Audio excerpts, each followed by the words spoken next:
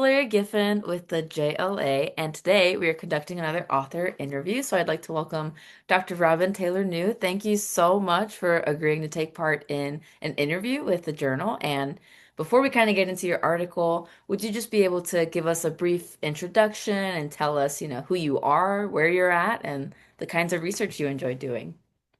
Yeah, for sure. Well, thank you. Thank you for having me. Thanks for reaching out.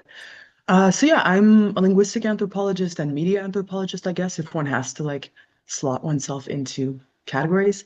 I recently graduated from Berkeley in sociocultural anthropology. And then before that, I did a master's at Chicago. And the article we're talking about comes out of my dissertation research, which was with auteur animation filmmakers in Berlin. And just since everyone's like, oh, what's an auteur animation filmmaker? It basically means like independent filmmakers who work in animation and who are primarily like working with very low budgets, unfortunately, often working either alone or in small teams, and who place like a sort of strong emphasis on like personal vision, personal voice, that sort of thing. So my dissertation research was basically an ethnography with these artists, trying to think about how they use animation to, I guess, in simplest terms, grapple with difficult realities, or in other words, sort of like what the way I frame it often is how they sort of make violence visible without necessarily representing it.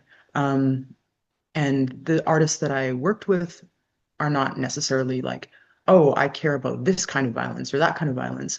But there's a real kind of spread across what they do.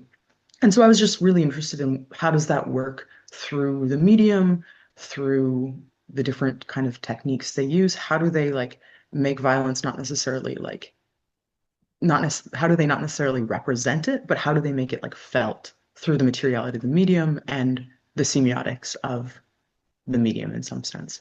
Um, so yeah, I guess more broadly speaking, a lot of my research has to do with aesthetic communication, and thinking about, for instance, um, I guess like the relationship between performance, performativity, and animation, which have often been opposed, but which I try to think very much together in my work. And yeah, I'm beginning a new research project that's looking at how artists are trying to reanimate memory in a certain sense, using new media, using not just sort of like filmic animation, but often using kind of immersive, so like VR, AR, mixed reality, that kind of stuff.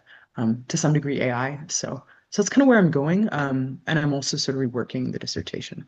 The article we're talking about, the article that was just published in JLA, is basically developing some ideas that came out of the dissertation and that I develop in different ways in the dissertation around gesture in animation film and gesture, sort of thinking about the way that my interlocutors are working with gesture and what gesture kind of becomes in their works.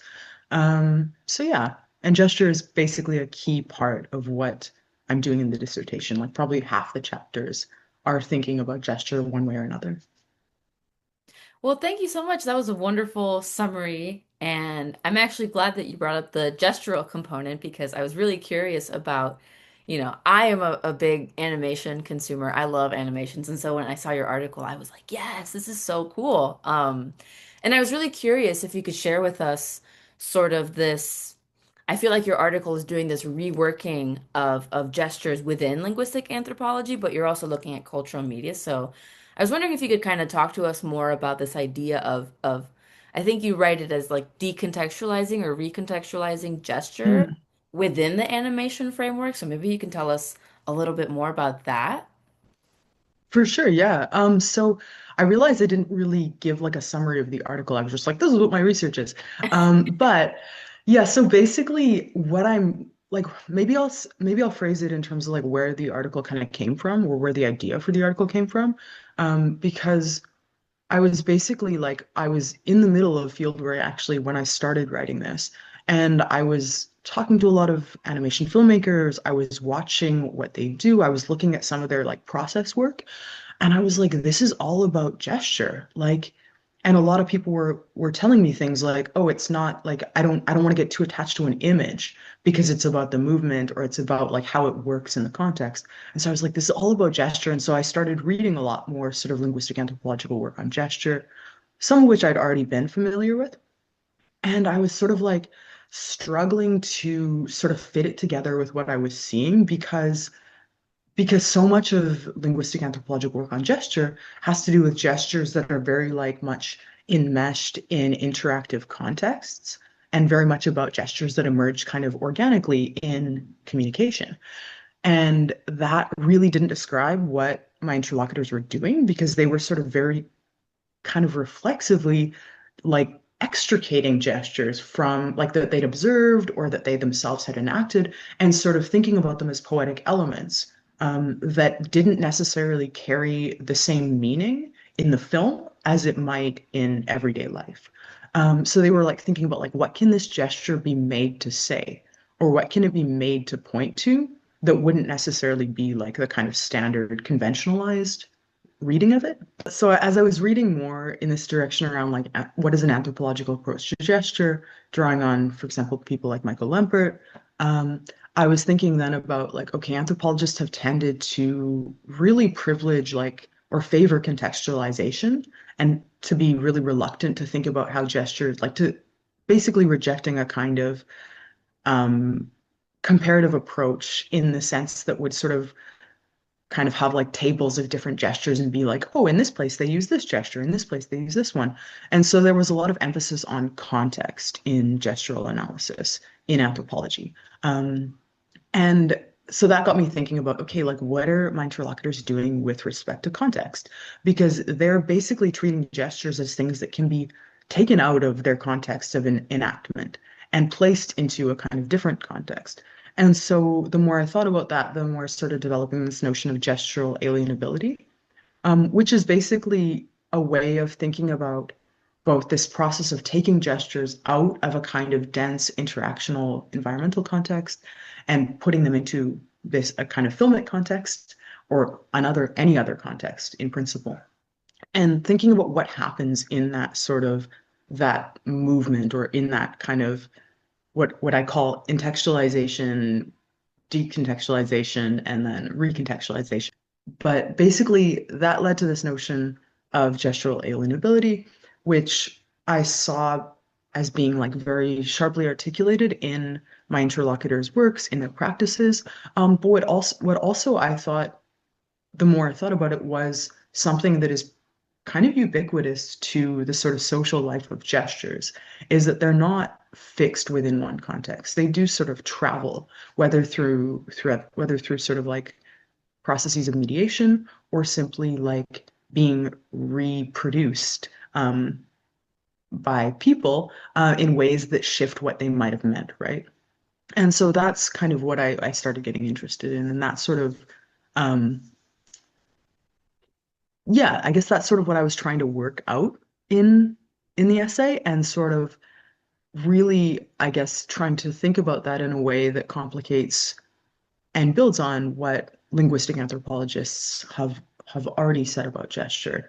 And and I sort of do that by drawing from, again, um, Lingat theories of citationality, like discussions of context and these sorts of things. In simplest terms, like basically what happened was like I was like, okay, Lingat people have talked about gesture a lot. Gesture is a huge like focus in, I mean, again, it has its own sort of gesture studies journal and these sorts of things.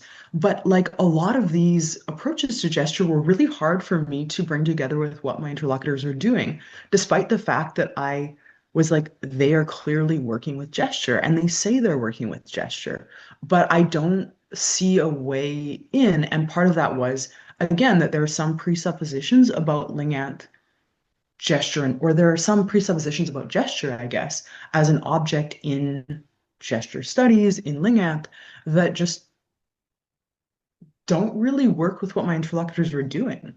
And again, these have to do with things like being really bound up in a kind of interactional context that is a kind of communicative, organic, whatever, natural context. And then also this kind of like who, like what kind of body makes a gesture. Because in these cases, it was like the bodies that are carrying these gestures are not just like yes, the artists are sort of they have their own gestures that find their way into a filmic gesture, but there's also like the whole process of like multiple steps of technological mediation um, that goes in. I mean, these gestures are composed of like many frames, right? Like, so they're actually broken down and recomposed. So that was kind of like where it all sort of came from, was just me being like, there's some like there's so much great work in Linganth on gesture, and I'm like struggling to sort of like kind of I don't want to say use it, but like um I'm struggling for it to like to find some purchase on what it is that I'm looking at in my field site. Does that kind of clarify? No, that makes sense. Yeah, I think it contextualizes sort of the interlocutors that you're looking at and the work that they do. And I think you do a good job both in our interview, of course, and in the article talking about like it isn't just gesture like we know it every day. I mean, you and I have been gesturing back and forth doing this article, but I think what you capture is that they're doing something else. It's not just the Yeah. gestures that we know and maybe love in our everyday lives. It's something different. It's something like you say, right? It's decontextualized, recontextualized that serves this bigger purpose that I think is captured. So, yeah, I thought that was a great summary. Okay, cool. Yeah. I mean, I think one of the big things that people kept saying was that gestures become kind of poetic elements for them. And so something that they might observe in a conversation with a friend, they're like, "Oh, that's a really good gesture." Like, what can that communicate that isn't just like what the friend was saying, right? And Yeah. so gestures in these works become kind of like they carry more than what like they somehow carry things that are like it is about like other parts of the film speak through those gestures or like they're indexically bound up with those gestures. And then but there's also this openness that has to do a lot with the way in which these artists kind of often have very deliberately kind of sketchy or minimal background, like literally like physical or Yes. like visible background. And that somehow allows the gesture to, at least in what I observed from what audiences said and what the filmmakers said about what audiences said, it allows the audiences to sort of bring the context that they deem relevant somehow. So there's this weird sort of way in which the openness becomes an invitation to the audience to sort of say, oh, like that totally reminds me of this, even though that may not be what the artist intended. So I don't know. It's kind of this weird sort of like I think about it as like gestural alienability in this context is a semiotic affordance that is also potentially a kind of critical affordance. And that's where I get into this whole sort of conversation around defamiliarization, like what that sort of what that kind of poetic estrangement does in terms of like the kind of political or social like implications of these works as well. Well, thank you so much for your summary. That was perfect. And one more thing before we go, I just wanted to see if anybody was watching this or reading your work and they were like, wow, this is wonderful. I want to ask her more questions. Is there like an email people could reach out to you at? Yeah, for sure. So I still have a Berkeley email address. So it's just RTAYLORNEU, kind of long, at berkeley.edu. And that's Berkeley with a B. I'm not gonna spell that. Y'all can figure it out. Perfect. All right. Well, I mean, thank I you so can much. spell it, but I won't. Yeah, no, but people can look it up. I got that. All right. Thank you so Yeah. much.